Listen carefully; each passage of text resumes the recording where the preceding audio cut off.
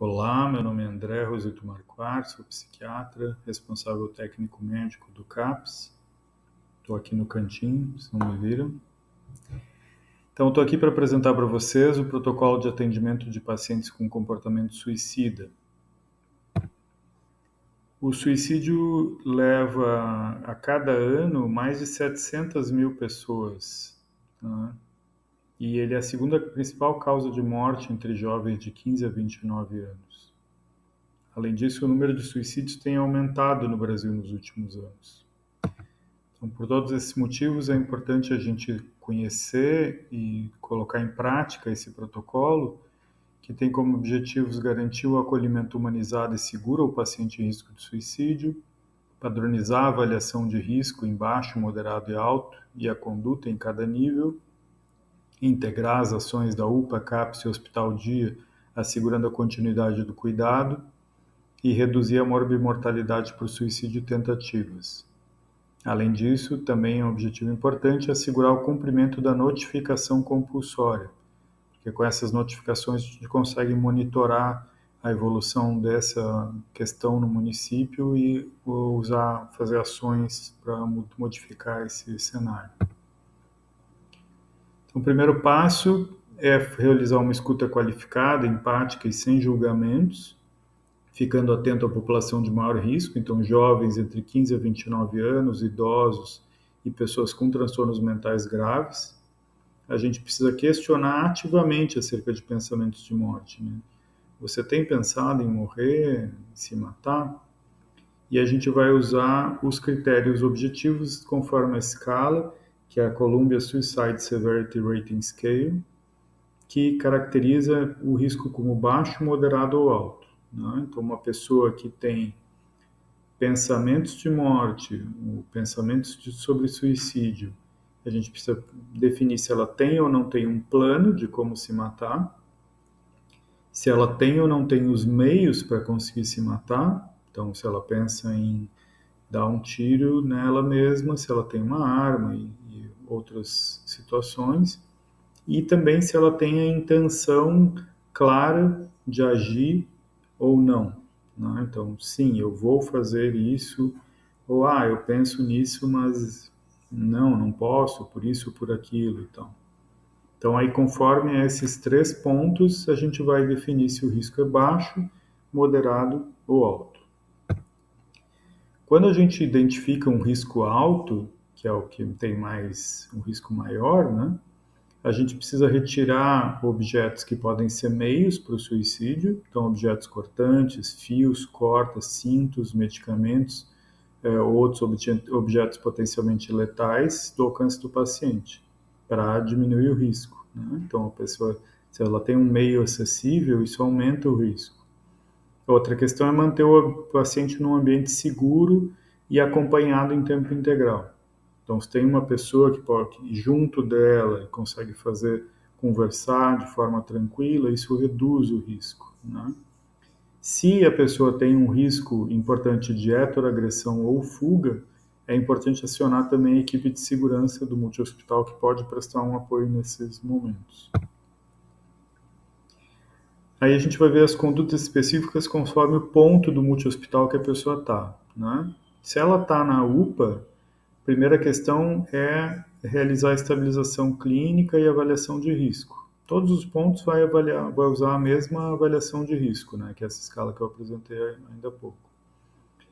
Se o paciente está agitado, com risco, enfim, então, se for necessário, proceder à contenção química e até física, sempre mediante avaliação e prescrição médica. Em caso de tentativa de suicídio com risco clínico persistente ou necessidade de internação clínica ou cirúrgica, transferir para o hospital de referência. Se não precisa dessa transferência e é possível estabilizar o paciente, quando ele não mais estiver em risco clínico, realizar o encaminhamento ao CAPS.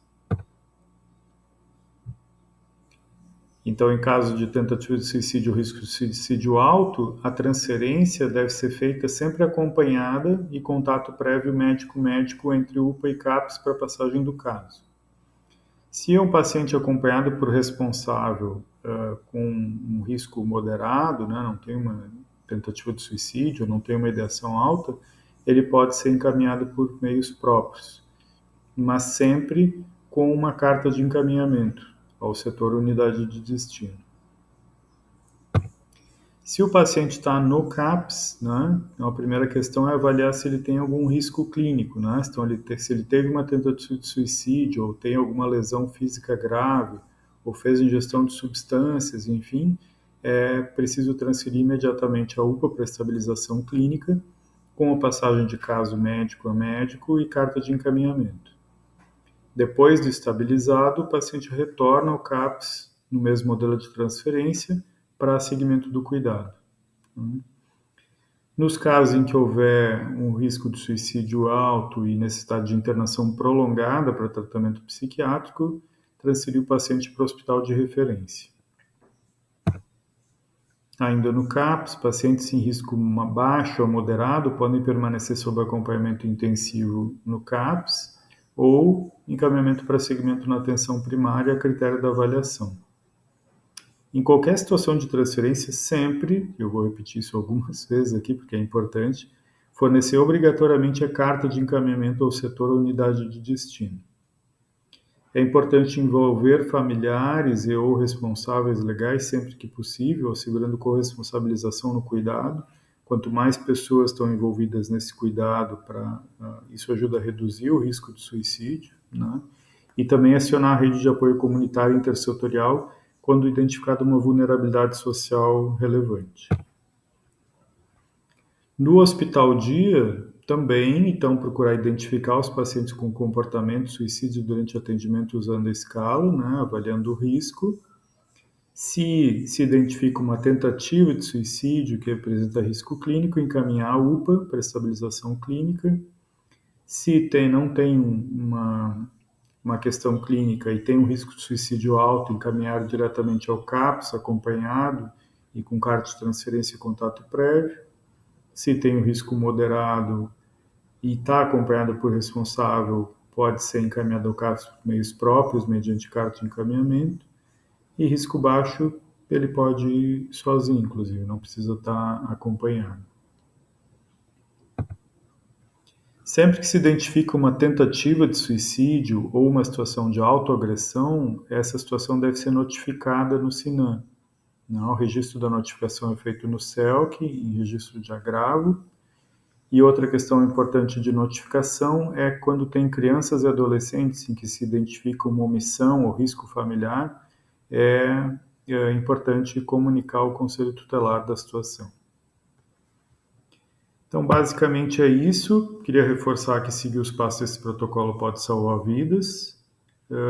Compartilhem essas informações com os colegas e se virem alguma questão que não está de acordo com o protocolo, deem o toque para o colega para que a gente possa cada vez melhorar o nosso cuidado com esses pacientes. Obrigado.